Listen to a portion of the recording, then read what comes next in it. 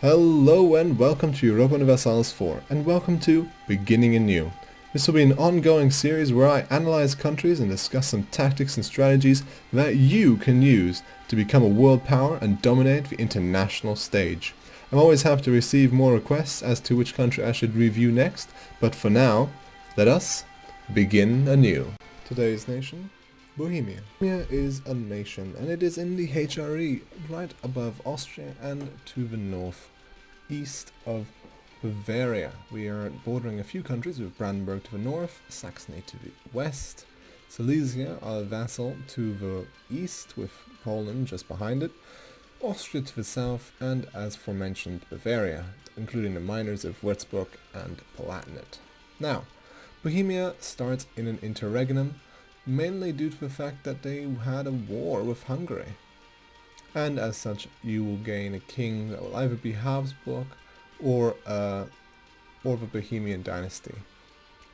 Now, Bohemia is perhaps one of the more secretive majors, simply because not many people realize that the ideas of Bohemia rival those of Brandenburg in some cases. After all, infantry combat ability is the most ridiculous thing in the world. Sweden, on the other hand, has it even in their traditions of plus 20%, so they're pretty much half of Bohemia. Well, Bohemia is half of Sweden.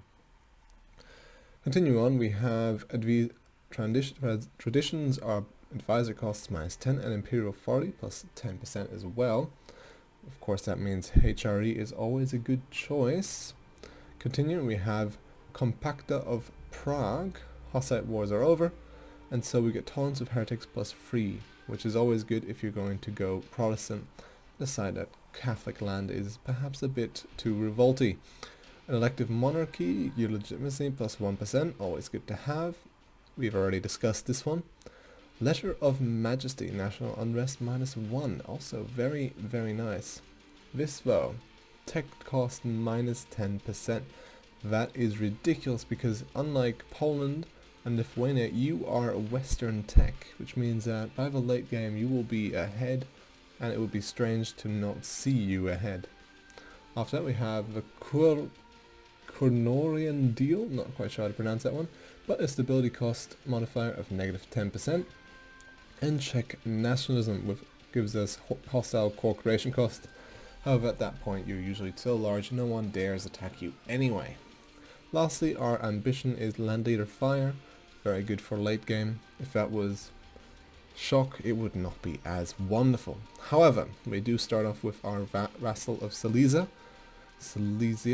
which allows us a 33% free development, including our 111 ourselves. We have 3 fort levels, which usually means we have 1 fort and 1 capital fort. Silesia only has the 1, which means you won't be inheriting anything. Silesia has their own ideas, which we won't go into today. So, let us go into the history of Bohemia. History. But what is most important is that we can see that Hungary is in a lesser partner under Bohemia. So if we continue, what we will see happen is that Bohemia gets annexed by Austria, because of course they pressed their claims on the throne of Bohemia. At the same time they get Hungary at the same instance. Continue on in history, Bohemia is sadly nowhere to be seen. Now if we speed up time a bit more, we go up by hundreds of years, still nothing, and to the end of time Bohemia seems to have disappeared. Of course they come back later as the Czech Republic if you're deciding to play Hearts of Iron, or more so real life. Czechoslovakia being the one for Hearts of Iron. And as you can see, nothing really happens in terms of Bohemia. So Bohemia historically has a pretty short reign on this earth, but I'm sure that we can change that quite nicely. Tactics. And so we are in game. Now, as we can see, 12 units and 4 units from our vassal are quite substantial with 16. However, of course, our force limit is at 17, so we can get a lot more with a total of 21 troops to our name. if not directly under our control. Of course, that can be changed quickly. Silesia is easily annexable in the 10 years after, and even then it might be an idea to feed Poland if you get that far. Austria sometimes starts as rivaling you, sometimes they do not. Hungary usually rivals you, however. In terms of tactics, you can again go either way. You could go for the Holy Roman Empire, if you so desire, but of course at the beginning of the game this can be difficult due to your interregnum, which will usually go away within a few months. So we can tick on for a little bit, and we will discuss the rest of the tactics. Of course, Italy. Ideas for Bohemia can vary. The problem is your accepted culture group is relatively small.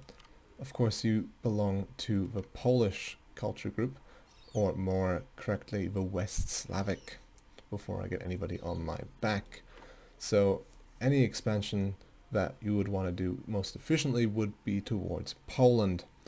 However, if that is too difficult, Saxon is already partially accepted in your lands. We have Saxon as an accepted culture, so Saxony would most definitely be something to engage in. Lüneburg, Magdeburg, all the like. Most countries in the HRE will accept an alliance from you. For example, Brandenburg, Bavaria, Palatinate, because once again you are one of the larger nations in the HRE, rivaling Austria. In size, of course, we're not going to actually rival them. After all, there's no point just yet. If I speed up time, however, we can discuss your choices in terms of your inheritance. What will happen is you can either choose your own dynasty or you can become part of the Habsburgs. It is up to you entirely what you choose. However, if you do choose a certain option, there might be revolts, which you might want to take care to not let become too large. Of course, in terms of tactics, the main one is, of course, keep your military tech high. With your infantry combat ability, it might be a good idea to go for quality ideas, giving you 20% of said combat ability, making you as good and as OP as Sweden. And we all want to be as OP as Sweden. Of course, our capital fort has a separate fort on top of it, making our capital extremely well defended. And I really am hoping for this event pretty soon, which is supposed to cause the inheritance. I'll be back with you in just a second. Not sure why this happened. That is very weird. I'm pretty sure there was not Austria before. I'll be back in a second when this event fires. It seems that things have changed. In the past games, you would have an event that would allow you to choose between Habsburg and another dynasty. However, it seems this has changed without my knowledge. I have played Bohemia before, however this was a while back, so I might be mistaken. As such, I will do a bit of research. But what was I saying? We suddenly have this, the Hussite, because of the Hussite rules, the Hussite wars. Here we go, we have the Pretenders, or we will gain a new heir and king. So we either decide to say to hell with Catholicism, which of course historically happened, or we can try and keep him. And of course we will go historically, because hey, why not? But this is of course the event I was talking about, nothing to do with Habsburgs, no idea where that came from. However, this is our event. This is one of the choices you can make if you decide to invest in the papacy or you invest in good old Protestantness. Austria of course gets claims later on your entire land, which of course was claiming the Bohemian throne, and of course they can do the decline of Hungary, which allowed them to claim Hungary, However, let us hope we don't get that far into the game just yet. Anyhow, as I said before, general tactics would be to focus on your military, perhaps even diplomatic. Best ideas for Bohemia, since we're not going to explore or expand, would be administrative, perhaps humanist, also religious if you're going Protestant. So generally administrative. Protestant, go religious. Catholic, go humanist. For diplomatic, diplomatic is always good. Also influence if you're going to try vassal feeding, and diplomatic especially if you're going to try the HRE. However, if you're going for conquest, quality ideas is definitely something to go for with our combat ability. And secondly, defensive, because usually the land around Bohemia is not the most prestigious. No, it's not the richest land, especially if you're, unless you're expanding into the HRE. However, if you're expanding into easier territory, say Poland, most land is relatively moderate, and a large army with quality ideas would definitely help. Anyhow, continuing on to achievements. Achievements. Poor old Bohemia only has a single achievement to its name, which is called the Bohemians, and it's actually a joke about football. It requires you to control Dublin, which they've phrased rather badly because Dublin is of course the city, while Meath is the province. So what you need to do is you have to control Meath and core Meath, and then you gain the achievement of the Bohemians.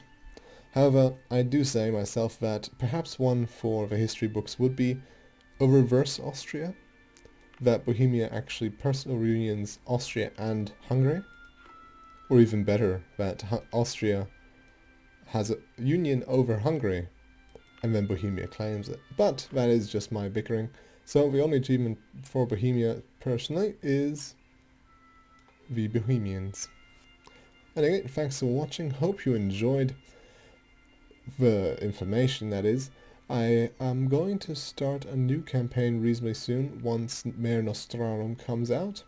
For people watching this in the way future, you don't have to worry about it. Instead, put me a nation that you want to see, or even a game that you would want me to see, try and or make tutorials for.